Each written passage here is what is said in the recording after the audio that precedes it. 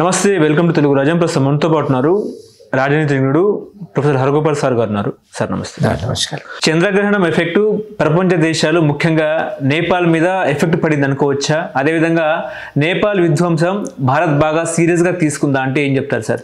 అది మూఢ విశ్వాసం. ఇప్పుడు మన సమాజంలో ఉండే సమస్యలకు కారణాలు సమాజంలోనే ఉంటాయి.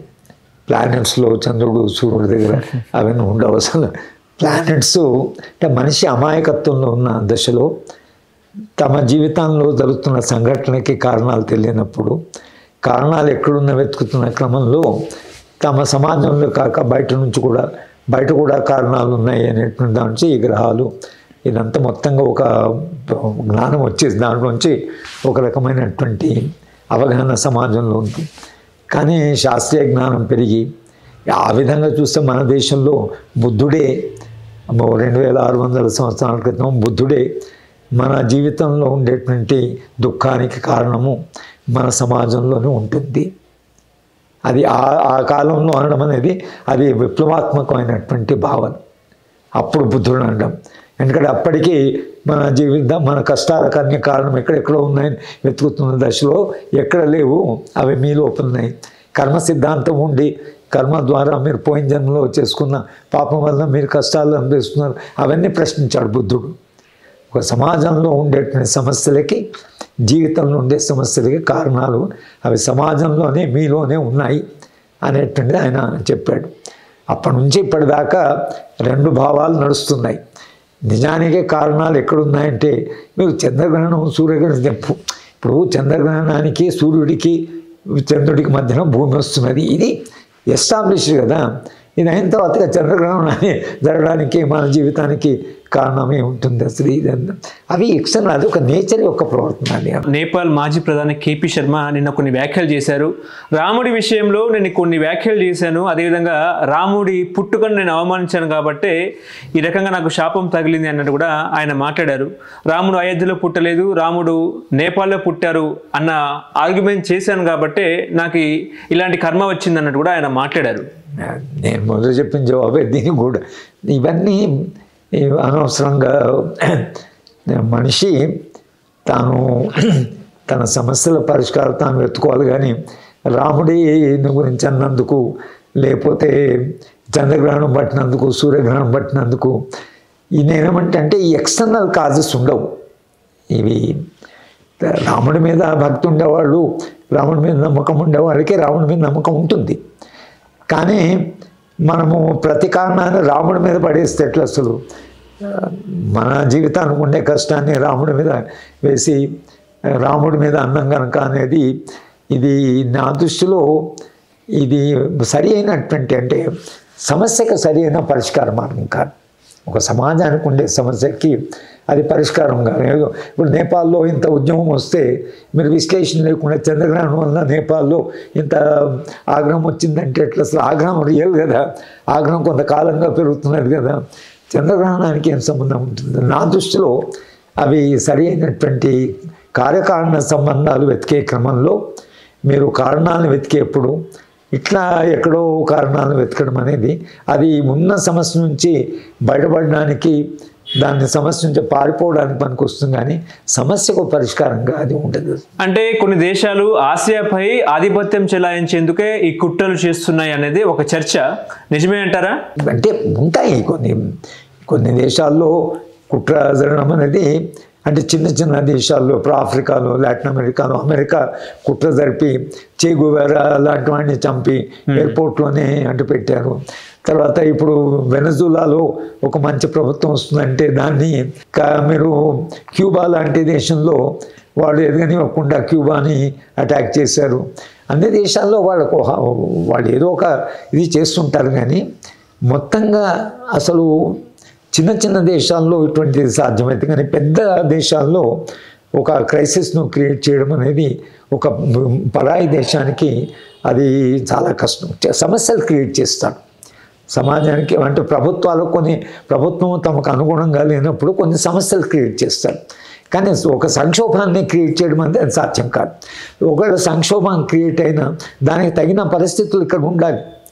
ఒక హ్యాపీగా ఉన్న సమాజంలో మీరు వెళ్ళి క్రైసిస్ని క్రియేట్ చేయలేరు.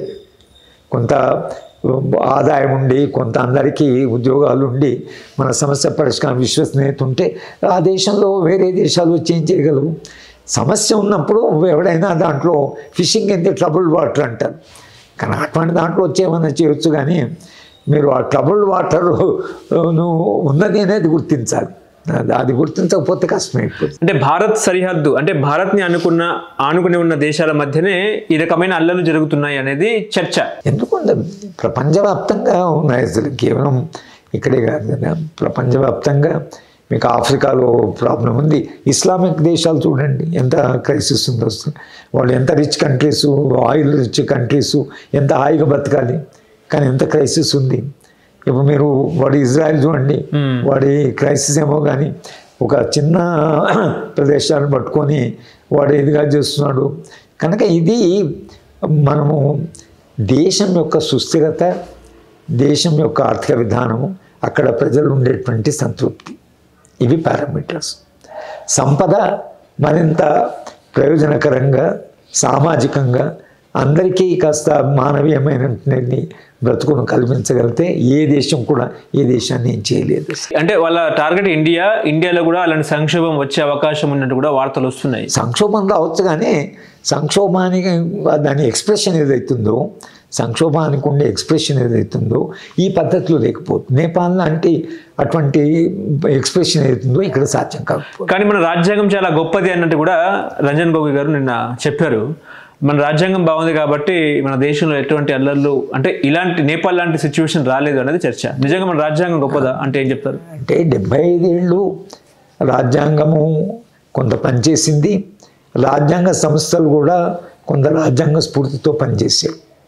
పార్లమెంట్ అయినా, ఆపోజిషన్ పార్టీ అయినా, రూలింగ్ పార్టీ అయినా కొంత బాధ్యతగానే వాళ్ళు కొంత కాకుండా కొంత రెస్పాండ్ అయ్యి స్పందించారు. కనుక మీకు ఆ సమస్య ఏదైతుందో అది నడుస్తూనే ఉంది. అసలు మన దగ్గర జ్యుడిషియరీ, ఇప్పుడు ఇందిరాగాంధీ విషయంలో మనం చెప్పుకుంటున్నాము, ఆ రోజు ఆమె అంతా నేతృత్వంగా ఉన్నారు. There are judges we have taken a stand, మేము నిలబడి తప్పు అనే ఇందిరాగాంధీ రిజిగ్నేషన్ దారితీసింది ఒక హైకోర్టు జడ్జిమెంటే. అంటే జడ్జెస్ ఎంత వాళ్ళు ఆ రోజుల్లో వచ్చగా, ఇవాళ ఈ జడ్జెస్ కొంత బలహీనపడి వాళ్ళు సరిగా అసలు జడ్జిమెంట్ ఇవ్వకపోవడం, అట్లా మన సుప్రీంకోర్టు కూడా బలహీనపడ్డది. ఎలక్షన్ కమిషన్, మన ఎలక్షన్ కమిషన్ అంటే లింగ్డో, శేషన్ వీళ్ళందరూ వెళ్తున్నారు, మొత్తం ప్రభుత్వాలు చెప్పినట్టు వినకుండా. లింగ్డోను మీరు తీసుకుంటే కాశ్మీర్లో ఎన్నికలు పెట్టొద్దని ప్రభుత్వం చెప్తే ఆయన వినలే. నేను అనౌన్స్ చేశాను, నేను ఎన్నికలు నిర్వహిస్తాను, మీరే నాకు చెప్పేది, నేను స్వతంత్ర సంస్థ అన్నాడు. ఆ విధంగా శేషన్ అయితే మొత్తం రాజకీయ పాలన ఒక రకంగా హడలు చేసేసాడు ఓ ఎలక్షన్ కమిషన్. ఇవాళ ఎలక్షన్ కమిషన్ అంతా బలహీన పడిపోయింది. ఇవాళ ఎలక్షన్ కమిషన్ మీద విపరీతంగా వివాదాస్పదమైనటువంటి సంస్థగా మారింది. ఇట్లా సంస్థలు బలహీనపడి రాజ్యాంగం ప్రకారం నడుచుకున్నప్పుడు, చట్టబద్ధ పాలన లేనప్పుడు, రాజ్యాంగ ప్రమాణాలను మెరుగు కాపాడినప్పుడు అందరూ కూడా రాజ్యాంగాన్ని విస్మరిస్తే అప్పుడు రాజ్యాంగాన్ని విస్మరించడం దాని కాన్సిక్వెన్స్ ఏమిటంటే ఇది నేపాల్లో జరిగింది. రాజ్యాంగం ప్రకారం వాళ్ళు రాజ్యాంగం మంచిగా రాసుకున్నారు. ఇక్కడ భారతదేశాన్ని కూడా కన్సల్ట్ చేశారు. ఇక్కడ ఉన్న కొందరు పొలిటికల్ సైంటిస్ట్ను వచ్చి కలిశారు. రాజ్యాంగం రాసేప్పుడు భారతదేశంలో ఉండే నిష్ణాతులను కలిశారు. అది చేశారు వాళ్ళు, కానీ దాని ప్రకారం నడుచుకోలేదు. నాకు రాజ్యాంగం ఒక ఉంటుంది, కానీ నాకు గౌరవం ఉండాలి కదా. అందుకని అంబేద్కర్ ఒక మాట అన్నాడు, చాలా మంచి రాజ్యాంగమైన పరిపాలించే వాళ్ళు చెడ్డవాళ్ళు అయితే ఆ రాజ్యాంగం పనిచేయదు. ఎంత చెడ్డ రాజ్యాంగమైనా కాస్త అనుభవం ఉన్నవాళ్ళు, కాస్త బాధ్యత కలిగిన వాళ్ళు ఒకవేళ పరిపాలిస్తుంటే రాజ్యాంగము పనిచేస్తుంది. హలో, తెలుగు రాజ్యం ఛానల్ చూస్తున్నారా? సామాజిక, రాజకీయ, జీవన చిత్రణే తెలుగు రాజ్యం. అతిశయోక్తులు, అసత్యాలు ఉండవు. రాజకీయ కోణం కాదు, ప్రజా కోణమే కొలబద్ద. తెలుగు రాజ్యం వీక్షణ మీ ఉత్తమ అభిరుచికి నిదర్శనం.